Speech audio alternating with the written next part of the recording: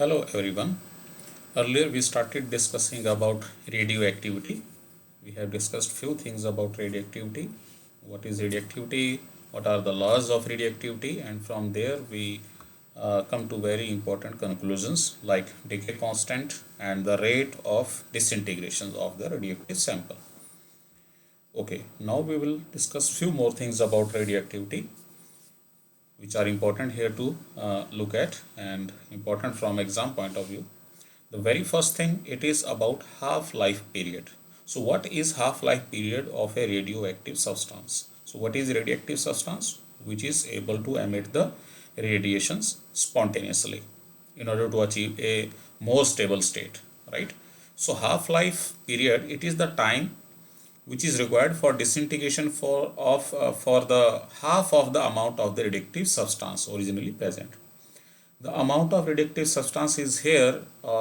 In place of that, we can also say to be the number of nuclei present or atoms present in the radioactive substance at the initial state as soon as it is formed.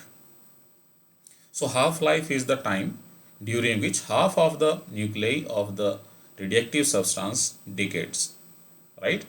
So this time, the time that is elapsed, it is called as the half-life of the radioactive substance. It may not be half of the time, right? But it is necessarily to be the time which a radioactive substance take to disintegrate half of its nuclei.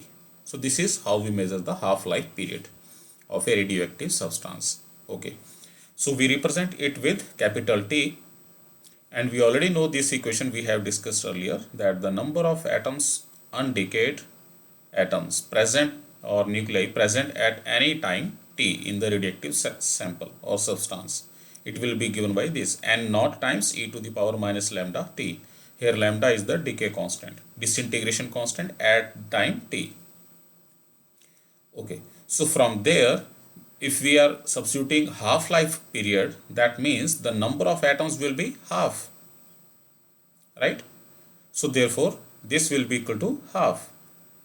So we are substituting the value of n upon n naught. It will reduce to half when time equal to half-life is elapsed, right? So we substitute capital T, the half-life T here, and value of n to be half, right? So from there, n upon n naught, it will come out to be half. So n will be equal to half of n naught. So therefore from there, n upon n naught, it will be equal to half, which is given by e to the power minus lambda capital T. Here capital T is the half-life period. Now we simplify this and find the value of this half-life, right? So we are making use of this equation.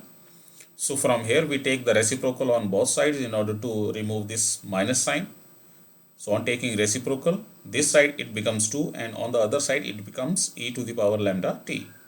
And when we take the logarithm on both sides, here on the left hand side we are left with only lambda t because e cancels out with the logarithm e.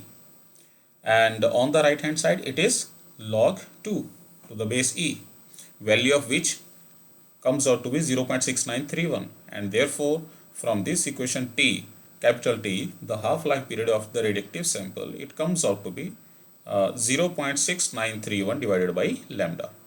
So this remains the relationship. This remains the relationship between the half-life and the decay constant of a radioactive sample at the half-life. And from here we can also write lambda. We can take lambda to this side and calculate the value of lambda. So therefore lambda will also come out to be 0.6931 divided by half-life period t. So this is the same relationship. So this is how we calculate or define the half-life period of a radioactive substance. Okay, we can also calculate the time in which the material changes from n naught to any number of atoms at the time t, and this equation is written from here, right?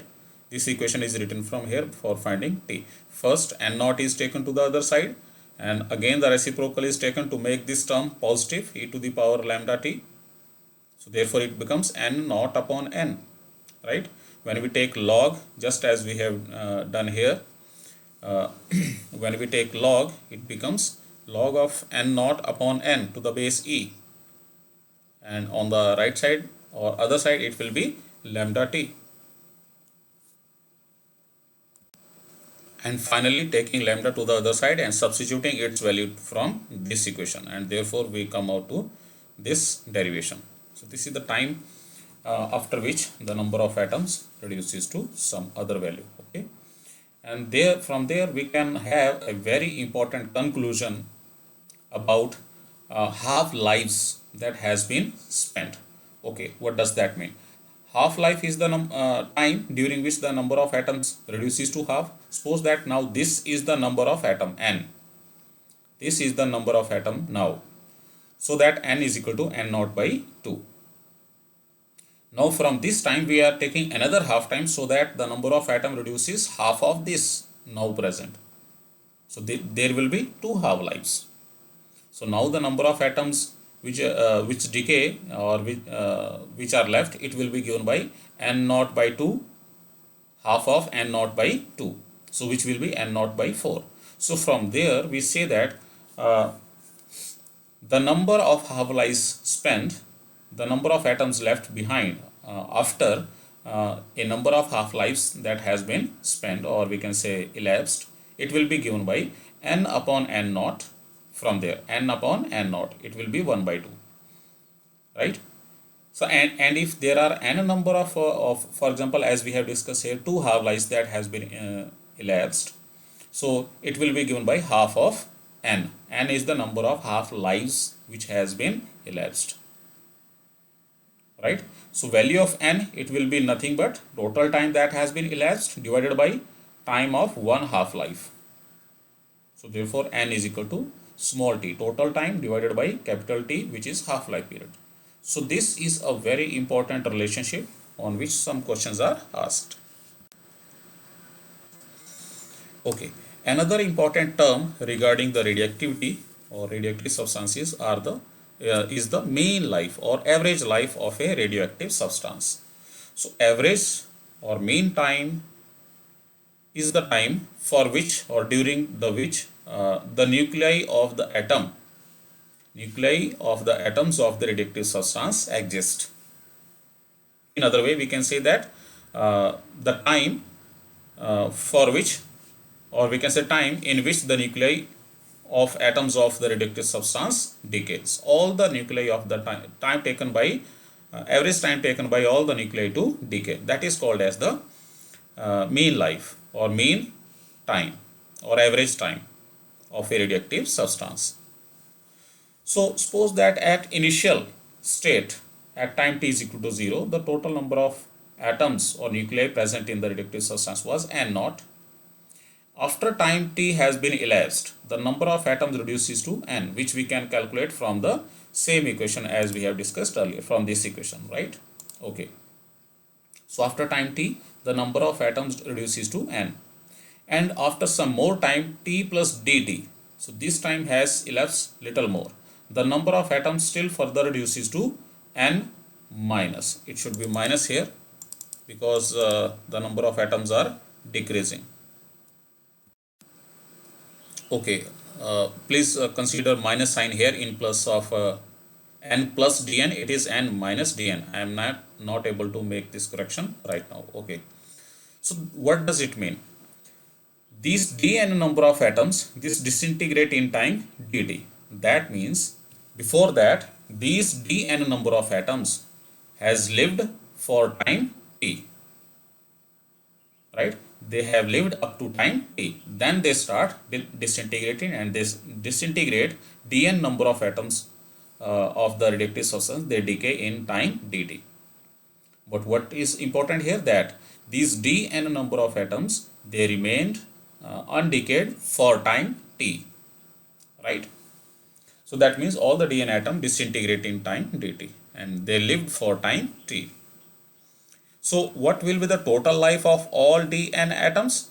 Because the life of one atom of the dn atoms, one of the atom of the dn atoms, it has lived for time t. So total life of all the Dn atoms. This will be given by time, or we can say life of one Dn atom multiplied by total number of atoms which are Dn here. Okay. So total life of all n naught number of atoms. So what will be the total life of all the n naught number of atoms present in the radioactive substance? It will be given by integrating all the total life of the atoms. How many atoms? From 0 to n naught. So this is the total life of the all n naught number of atoms. So what will be the mean? This is the total life of all n naught number of atoms of the radioactive substance. So average of it means divided by n naught. This ratio will give us the mean or average life of the radioactive substance.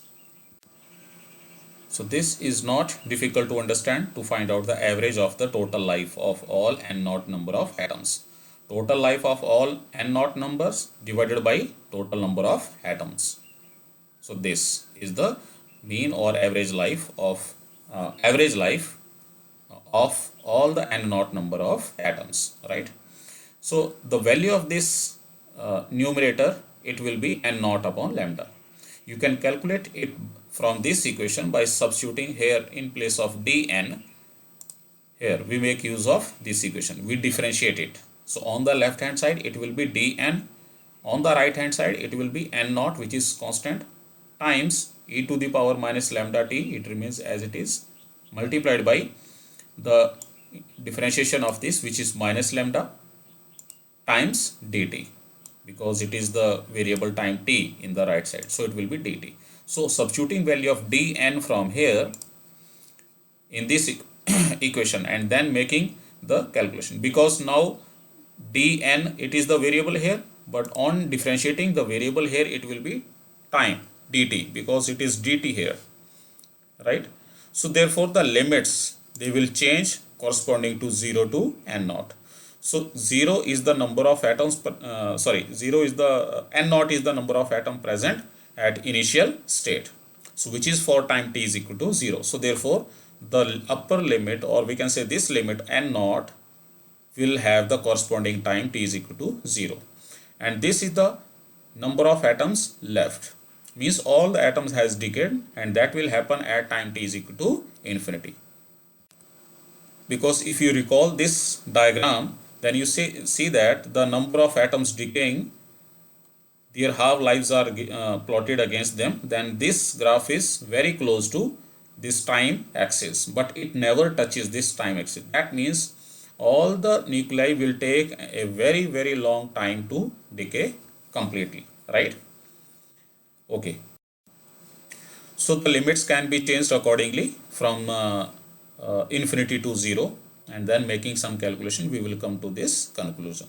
So the numerator here, it reduces to n naught by lambda.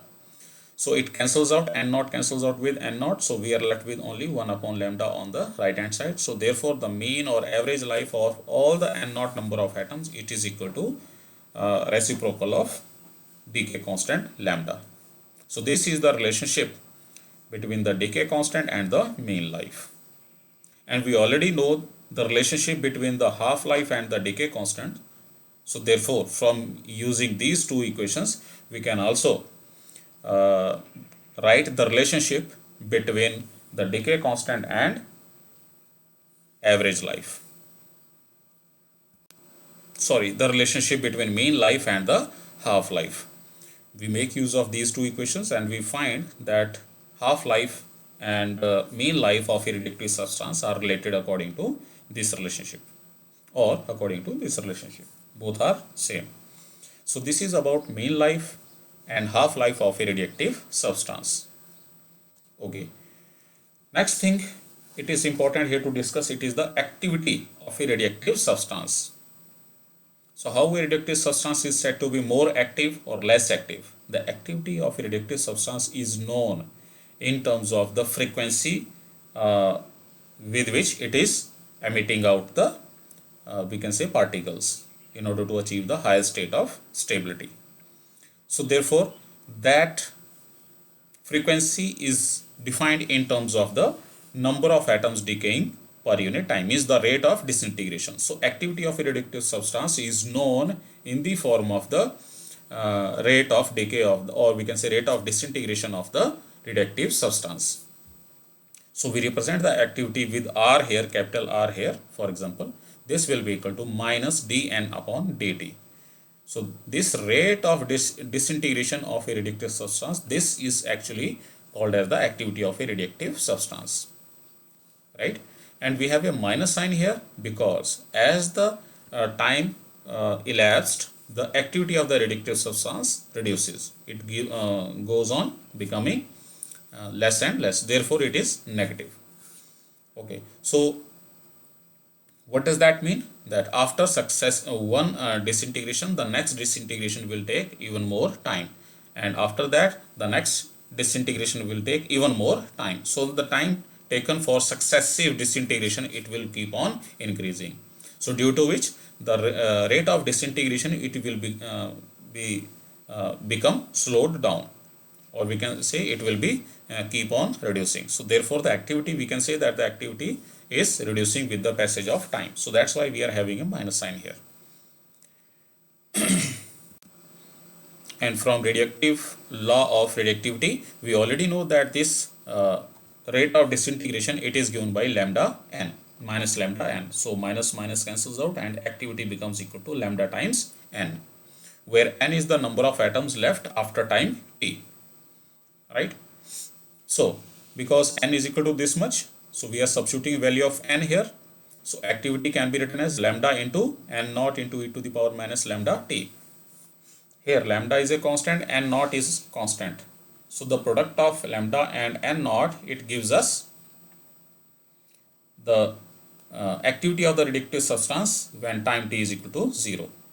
The decay constant multiplied by the number of present at any time, it gives the measure of activity of the substance at that time, because activity will keep on reducing. So if we are finding the activity, that means we are calculating the activity of radioactive substance at that particular time, at which we have its decay constant and the number of atoms left in the radioactive substance.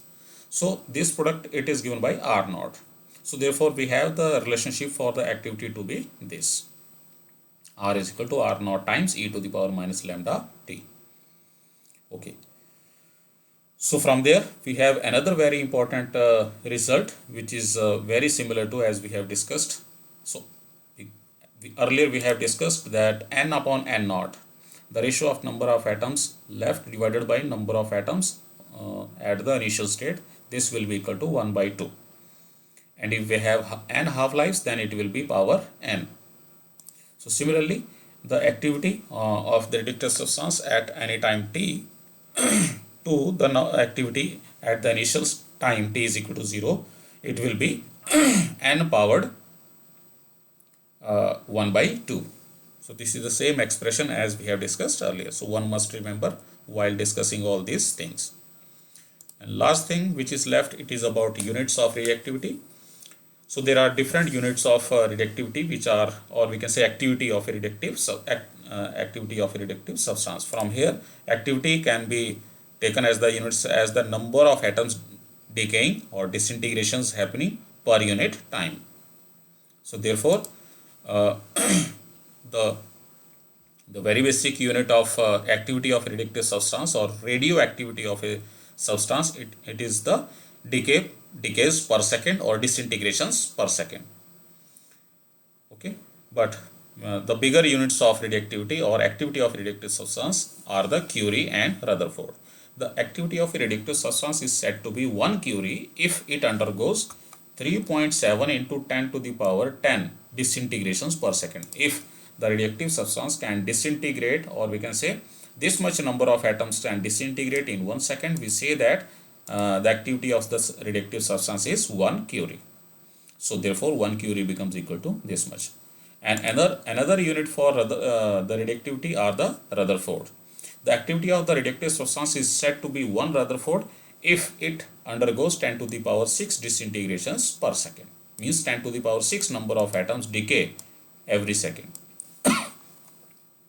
So therefore we can write 1 Rutherford, it is equal to 10 to the power 6 disintegrations or decays per second. Another unit for the activity are the becquerel.